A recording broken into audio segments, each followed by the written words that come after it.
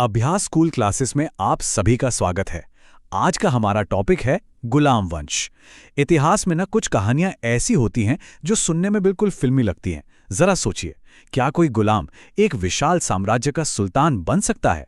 आज हम दिल्ली सल्तनत के एक ऐसे ही इनक्रेडिबल दौर की बात करेंगे, मामलुक यानी गुलाम वंश की कहानी। इस सवाल ही अपने आप में कितना बड़ा है ना?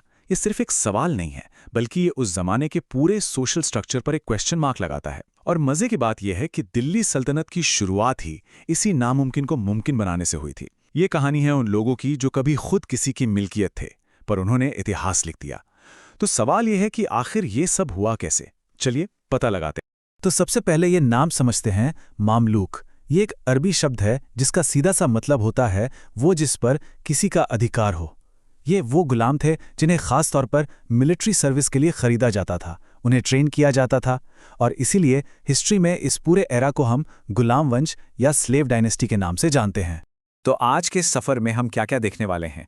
पहले तो हम समझेंगे कि गुलामों का राजवंश शुरू कैसे हुआ। फिर हम इसके 3 सबसे बड़े पिलर्स इल्तुतमिश, रज़िया सुल्तान और बलबन के दौर को करीब से जानेंगे। और आखिर में हम ये समझेंगे कि इस डायनेस्टी ने अपनी क्या लेगेसी छोड़ी। तो बने रहिए हमारे साथ, और अगर आपको ये टॉपिक इंटरेस्टिंग लग रहा है तो इस वीडियो को अभी लाइक करें और चैनल को सब्सक्राइब करना ना भूलें। चलिए तो कहानी शुरू करते हैं। गुलामों का राजवंश, और इसकी शुरुआत वाकई एक अनएक्सपेक्टेड, एक अप्रत्याशित मोड़ के साथ हुई थी। यहाँ एक बहुत ही इंटरेस्टिंग पैटर्न देखने को मिलता है। देखिए, कुतुबुद्दीन ऐबक मोहम्मद गोरी का गुलाम था, फिर जो इल्तुतमिश आया वो ऐबक का गुलाम था, और उसके बाद बलबन वो इल्तुतमिश का गुलाम था। मतलब एक गुलाम, फिर उसका गुलाम, और फिर उसका गुलाम, ये सब सुल्तान बने। आप सोच सकते हैं, ये हिस्ट्री में एक बहुत ही यूनिक घटना थी। तो अब बात करते हैं इल्तुतमिश की, सल्तनत का असली संस्थापक। देखिए, अगर कुतुबुद्दीन ऐबक ने इस वंश की नींव का पत्थर रखा, तो उस नींव पर एक मजबूत सल्तनत की इमारत खड़ी करने का पूरा क्रेडिट इल्तुतमिश को ही जाता है। तो हुआ ये कि कुतुबुद्दीन ऐबक की अचानक मौत हो गई। गद्दी पर बैठा उसका बेटा आराम शाह, और जैसा कि नाम से लगता है वो उतना काबिल शासक नहीं था।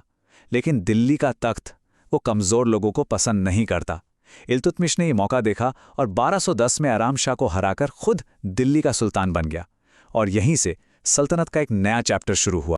तो सवाल यह है कि हिस्टोरियंस इल्तुतमिश को ही रियल फाउंडर क्यों कहते हैं, ऐबक को क्यों नहीं? इसकी सबसे बड़ी वजह थी उसका एक मास्टर स्ट्रोक। उसने कैपिटल को लाहौर से दिल्ली शिफ्ट कर दिया। बस ये एक कदम, और इसी एक कदम ने दिल्ली को आने वाली सदियों के लिए पावर का सेंटर बना दिया। इल्तुतमिश सिर्फ एक ग्रेट वॉरियर नहीं था, बल्कि एक ब्रिलियंट एडमिनिस्ट्रेटर भी था। उसने एकता प्रणाली शुरू की, जो एक तरह का लैंड रेवेन्यू सिस्टम था। अपनी पावर को और मजबूत करने के लिए उसने 40 सबसे वफादार तुर्क सरदारों का एक ग्रुप बनाया, जिसे कहते थे तुर्कान-ए-चहलगानी। उसने सल्तनत को अपनी करेंसी दी, चांदी का टंका और तांबे का जीतल। और हाँ, दिल्ली की शान कुतुब मीनार, उसे पूरा करवाने का काम भी इल्तुतमिश ने ही किया था।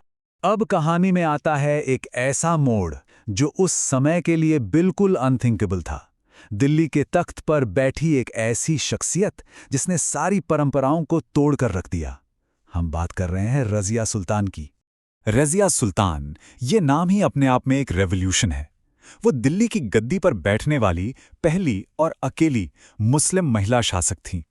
जरा सोच कर देखें, 13वीं सदी में जहां औरतों को पर्दे में रखा जाता था, वहां एक औरत सुल्तान बन गई। कमाल है ना? रज़िया का राज सिर्फ 4 साल चला, 1236 से 1240 तक। लेकिन इन 4 सालों में उन्होंने वो कर दिखाया जो किसी ने सोचा भी नहीं था। वो पर्दा छोड़कर मर्दों की तरह कबा और टोपी पहनकर खुले दरबार में फैसले सुनाती थी। जाहिर है, जो पावरफुल तुर्क सरदार थे, उन्हें एक औरत का हुक्म मानना पसंद नहीं आया। उनके खिलाफ साजिशें हुईं, और आखिर में 1240 में हरियाणा के कैथल के पास उनकी दुखद हत्या कर दी गई। एक रेवोल्यूशनरी रूलर का ट्रैजिक एंड। रज़िया के बाद क्या हुआ? केओस। एक के बाद एक कमज़ोर सुल्तान आए और गए, और सल्तनत बिखरने की कगार पर थी। इस केओस को ख़त्म करने के लिए स्टेज पर एंट्री होती है बलबन की, the iron man of the सल्तनत। बलबन का नाम आते ही उसकी लौह एवं रक्त की नीति, यानी ब्लड एंड आयरन पॉलिसी याद आती है। मतलब बहुत सीधा था। दुश्मन हो या विद्रोही, कोई रहम नहीं, कोई माफ़ी नहीं, सिर्फ तलवार का इंसाफ। हाँ, इससे सल्तनत में ऑर्डर तो वापस आया, लेकिन एक डर के माहौल में। यहाँ बलबन ने इल्तुतमिश से बिल्कुल उल्टा काम किया। आपको तुर्काने चहलगानी याद है, वो 40 सरदारों का ग्रुप? इल्तुतमिश ने उसे बनाया था। बलबन ने सत्ता में आते ही सबसे पहले उसी ग्रुप को जड़ से खत्म कर दिया। क्यों? क्योंकि वो जानता था कि पावर का सेंटर एक ही हो सकता है, और वो है सुल्तान। बलबन चाहता था कि लोग सुल्तान को भगवान जैसा समझें, उससे डरें। इसके लिए उसने 2 पर्शियन कस्टम्स शुरू किए।